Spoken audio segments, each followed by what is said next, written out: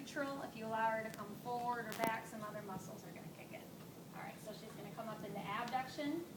You're going to find the greater trochanter and come just a little bit posterior to that. And resist her and push down. You can feel it. What's next? Psoas major. Okay. So apparently Professor Yahara showed you the nice way to find psoas major. Okay. So you have to get in and you got to go deep and you got to go underneath her intestines and she has to relax because if she starts to like puff out her rectus abdominis and her intestines, you're never going to get down there to it. So hers is easy to find. It's a little bit tender. You can feel it right inside there. Okay. Psoas major. However, if you get me and you happen to get iliopsoas, I'm okay with you just finding the iliopsoas tendon. Okay? You can do it in supine. You can do it in sitting. But you're just going to have her flex her hip. Okay? So she's going to kind of bring her hip up here. I can apply some resistance and you can feel that big tendon pop out. All right? So I'll take it in supine or sitting. What's next? Okay, the iliacus. Yeah, hold on. It's hard. Okay. It's hard to feel that iliacus down in there. So you're going to either have psoas major or you're going to get them together and you're going to feel the tendon. Tensor fasciae lata. Okay, back on your side. So to isolate TFL from the gluteus medius, you need to start her in about 30 degrees of hip flexion. Okay, because that's when TFL kicks in. If you do it way out here, you're really just getting gluteus medius. So we're going to flex her hip, we're going to feel the greater trochanter, and we're going to come down just a little bit. And now she's going to abduct. So lift your leg up just a little bit there, hold it there, and I can feel the TFL fibers here. All right, so inferior to the greater trochanter. Okay, adductor longus. Okay. Subductor. All right. Adductor longus. Good thing she's nice and flexible. All right. Too bad you don't have shorts on. I was gonna say, so I forgot my help. Who's got shorts on still? Who's got shorts? Anybody come with some shorts? I'll do it. We'll make her come back for the My ankle. shorts and boots can't lay that way. Yeah, you can lay whatever, but lay okay. We'll cover you. So she's going to lift her leg up. All right. It's hard to differentiate between longus, magnus. Longus is most superficial. You can feel magnus. It's thicker, but it's kind of underneath. Generally, if you're in the adductor group, I'm going to be okay with that. Okay, I'm not going to come in and question whether or not you're on longus or magnus. Most likely you're going to get longus or magnus. You're not going to get brevis. Okay. Oh, it's not on Magnus, magnus. longus, Okay. gracilis. Gracilis, however, you will be able to feel gracilis. And my advice is that you got to kind of come up into the groin about as far as you can go, that your patient is comfortable with you, because you need to get kind of superior to that, the muscle mass of the adductors. All right. Otherwise, you're going to really be confused with gracilis in there. So if you come up kind of high in the groin and then you have her adduct, you should be able to feel gracilis a little bit to differentiate between the adductors. All right. So get up into the groin level. What's next? Next one, sartorius. Okay, so sit on the edge. Come around.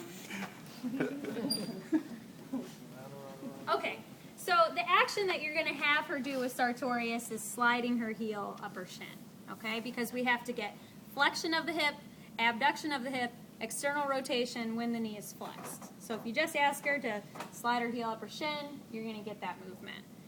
However, to start, it's probably best to find the iliopsoas tendon, okay? It's kind of big.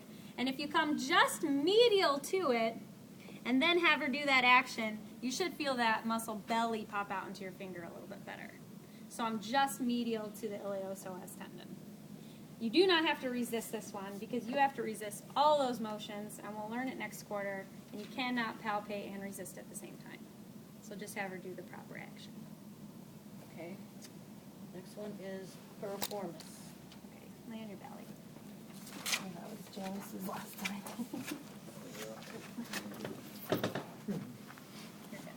Okay, so piriformis is deep. They need to relax first and foremost. You got to get down there, and do you feel that kind of tender Yeah. in there a little bit? So it's tender when you know that you're on it. And piriformis does external rotation, right? So we're going to bend our knee. And which way is external rotation? Going in. If I move the foot in, because what's happening at the hip? Externally rotating. Can you see that it's internally rotating when we go this way? So I have to resist her coming this way. So I want you to just hold your leg there, okay? And I'm going to try to pull her out. And you can kind of feel it kick you out. All right? But first you really need to get on it when it's relaxed. And then you can bend and resist external rotation. Okay. Then we go to rectus femoris. Okay, sit over the edge.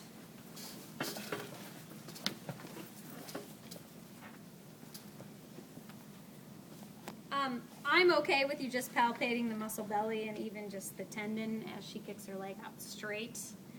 If you're really concerned about differentiating the rectus femoris tendon up here, find iliopsoas first, okay? Make sure that she does not flex her hip at all and just extends her leg out, and you can feel it kind of build up into your fingers and then resist it. So that's how you differentiate between iliopsoas and rectus femoris tendons up here. If she even starts to flex her hip, iliopsoas tendon's going to pop out much thicker, and you'll probably feel that and not rectus. Okay? So then you have medialis, and you have lateralis. And those are all done from. You can do it with knee extension. You can turn the foot out, and you can get medialis just a little bit better. Okay. Okay. Semitendinosus. Okay, so lay on your belly. That's okay. Okay, so we're going to flex the knee. Semitendinosus is on the medial or the lateral side? On the Medial side. Okay, so to isolate them, you can kind of internally rotate the tibia. Did anyone show you that? Mm-mm. Okay. So if you internally rotate the tibia, what are we doing? Tendinosis or membranosis? Tendinosis. Tendinosis. Okay. So membranosis, remember, comes and kind of attaches on either side of tendinosis. So in her case, this is tendinosis that's popping out here on the medial side. Okay? Hold it there and don't let me pull you down. You can feel membranosis on the outside, tendinosis in the middle. All right? If we're going to isolate biceps femoris, we can turn the foot to the outside, and then you kind of have to pull in the direction of biceps femoris a little bit, and you can feel those tendons there. Okay? And you want us to do the tendons, not the belly of the muscle? Yes. Okay. The gastroc. Okay, gastroc, I would just have her raise up on her toes. You don't have to get up. Okay? Raise up on her toes. Yeah, she can plantar flex. She got nice gastrocs. Yeah. Those are really nice. Yes. And then the soleus. So soleus, let's see if we can see soleus here. So we flex the knee with soleus. If you're going to have somebody doing it standing, they need to stay squatted and then come up on their toes. And you're going to feel, if you kind of come on the outside, her gastroc's so well developed. We'll see if we can feel soleus. Okay, she's going to point her toes. I'm going to hold it there. I can feel it come out into my fingers, kind of on the out, if you get on the outside of gastroc. Okay? But you got to bend the knee. That's the key. Tibialis anterior. Okay. Turn over onto your back. I'm going to take your, or you know what, you come up here. Your feet are already, she wanted to be the Foot model. foot model. Should we turn and face? Oh, hey. Slide and have your ankles hanging over the edge. Okay. Tibialis anterior does what motion? Dorsiflexion, and it assists in inversion. Okay, so right away we can see this tendon. All right, if I'm going to give her a little bit of resistance, I'm going to try to plantar flex her and evert her. Good. What's next?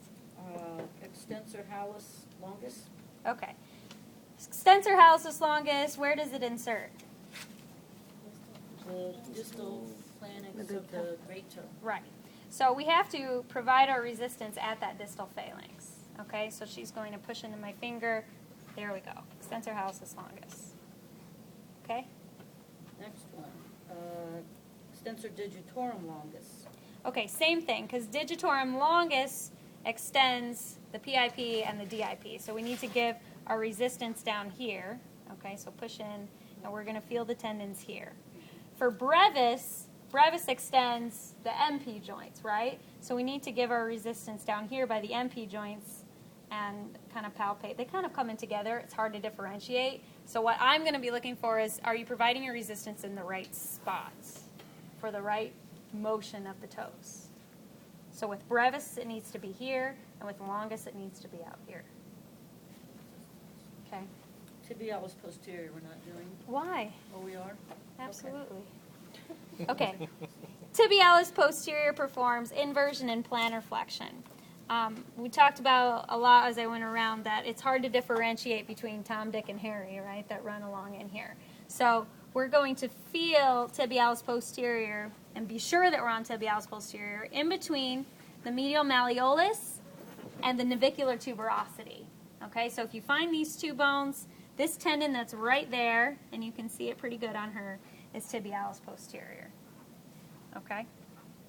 Then you're just going to resist that inversion. It pops out even more. All right, so that's how you know you're on it and you're not on like flexor hallucis longus. Okay. Flexor digitorum longus. Okay. So flexor digitorum longus, it's going to be hard for you guys to see, but I'm going to palpate the tendon as it comes into the toes when she flexes her distal phalanx. So she's going to kind of flex over my over my finger. I've been saying this wrong all day long. And you can feel the tendon in there. Okay? So once again, I want you to feel it where it inserts. What's next? Flexor digitorum brevis. Okay, so brevis flexes the MP joints. So curl your toes over my finger. Good. And you can feel that you have to get in there deep, and you can feel the tendons. Okay? As they come in kind of underneath here. Okay? That shot was like right up my nose. His camera was like right up my nose. Flexor hallucis longus. Okay. All right, so we have to flex the great toe at the IP. So curl your toe over, and you're going to feel that tendon in here. Okay. Erroneous longus. All right, hard to differentiate between longus and brevis. So really we're going to be looking for those as a group.